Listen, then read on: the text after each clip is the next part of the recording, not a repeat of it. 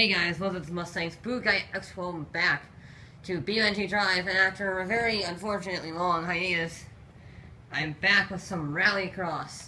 And to start off, we have a Rallycross car. I saw this, and I just had to have it. Because, you know, we haven't had any proper Rallycross cars. We have rally cars, but this is specifically designed for Rallycrossing. First run, I carried, a lot of speed. It very much nosedived. So, this vehicle, as you might expect, was very happy. It was very good at this. Didn't have any problems whatsoever besides nosediving. Very front heavy, so I had to coast a little bit on the jumps just to get a bit of a smoother landing. Just like that, and you see there's no real problems. No oversteer. Sure, it's not the fastest thing in the world. We're not going to see any like 120 mile an hour speeds with this thing. But this is a very, very nice car to drive. Now, I try to carry full throttle around there. That's a little too fast. The brakes are good, not that good. So the only real problems with this vehicle, I think problems, were the jumps. You couldn't carry full speed on the jumps, and that's to be expected. Yeah, my computer's been acting up. The controllers are having problems, I don't know why. Beamng, I think it's Beamng, is just deciding that my controller should have all sorts of problems. So ignore that whole controller 1 connected, controller 2 disconnected.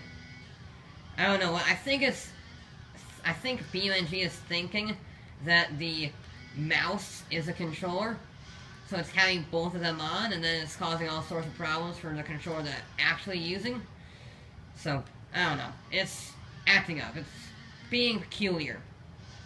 But it works. Nothing has catastrophically broken yet. So I'm keeping going with it. Lock the brakes up a little bit into that second to last corner. And it's a very sharp 180-degree corner, and then you can go across the line. No crash this time, because, well, we're not exactly going super fast. And not too bad a car. Very, very good. No damage whatsoever, which is somewhat rare for this course, given the speed that these vehicles can reach. But pretty darn good showing from it. Now, my next vehicle is a bit of a different one. We go from a Rallycross car to a police car. I wanted to see how a police car would fare around the circuit. Because, why not? And it's not particularly good. The ETK 800 series is, interesting. I feel I won't be able to carry full speed on the jump, and for an ETK, it's actually semi-decent on the jump. The bumper gets squished up a little bit, but no massive problems. However, I did realize something. We aren't very fast. However, that was my fault for clipping a rock. We actually didn't have too many problems, but then I might have gone exploring a little bit. Yeah. I said the Rallycross car didn't get any damage. This got quite a bit of damage.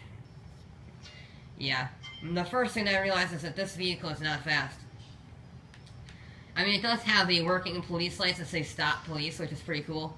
But, yeah, I tried to carry full speed on the jump, and it worked, surprisingly.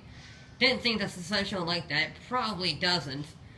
But it survived. We can carry full speed around the corner there. Of course, it's not exactly very fast full speed. I am going to brake. I did brake there. Just so I have a nice smooth run through here.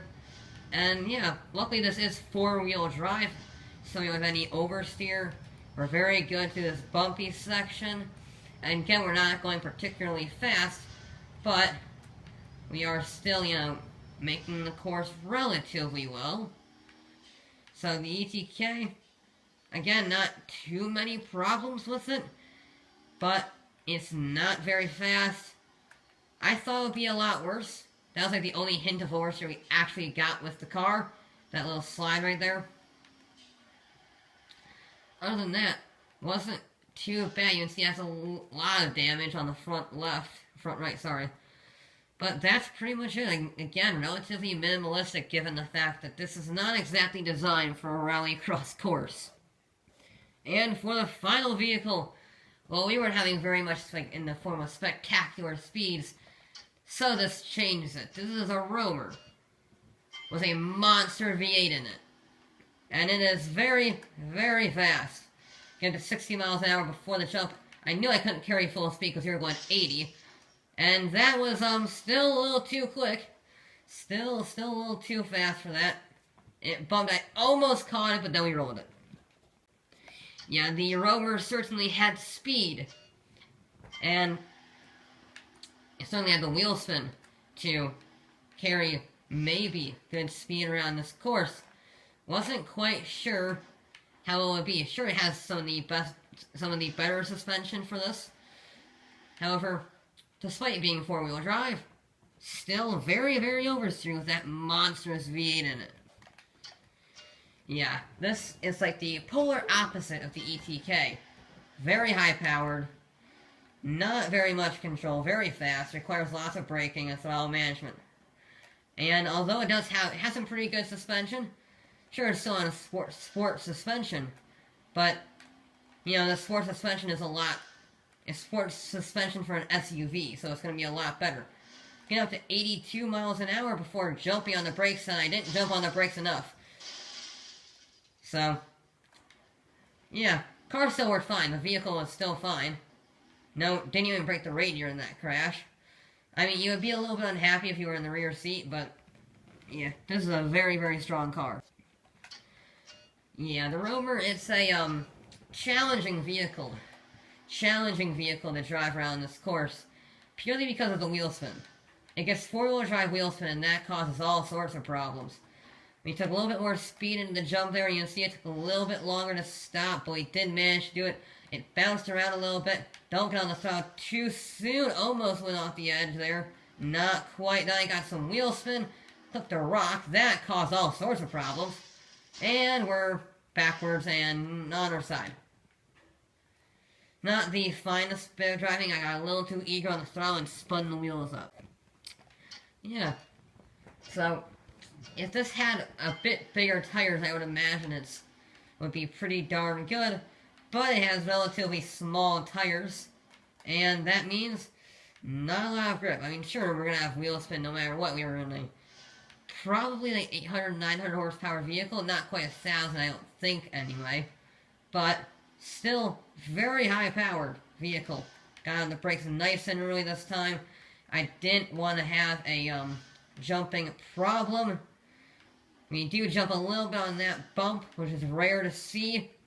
But we handled the off-road bit pretty nicely. Then we head on to we make this corner. We head on to the second to last corner. There's another tiny little Rallycross section. No real problems there. We turn for the final corner. We floor it. And we go across the line. Pretty darn good showing. I carried on a little bit too much speed and deflated both tires, and the wheel axle is definitely broken. Then I deflated the front left tire. Not quite sure how I did that. And apparently you can overheat the engine just simply by holding the throttle. So, yeah. That is rather big mess. That's quite a big mess. And the fastest vehicle of the day is the V8 Roamer, with going into 5th place with a 125. Pretty good showing from that Roamer, and because just behind it in 6th place is the Rallycross Covet with a 55.986. Pretty darn good showing from both of those vehicles, especially the Roamer. That power was enough to overcome its lack of traction and lack of general control. And then well down the order in 13th place is the ETK 800 Police with a 101.924. It really lacked the power. It didn't have that power that was required. Because as I said earlier, it was the polar opposite of the Roamer. Very low, relatively very slow, relatively low, and just didn't really have any acceleration in comparison to the Roamer, which was very fast, very wheel spinny, little control, and will spit you out into a wall if you are not careful. So, yeah, we had a bit of a polar opposite on this episode, and the Rallycross car, I thought would do a little bit better. Honestly, just because it's at its home. It's where this vehicle belongs, but that was not able to overcome the sheer brute power of the hill climb cars or the V8 Rover for that matter.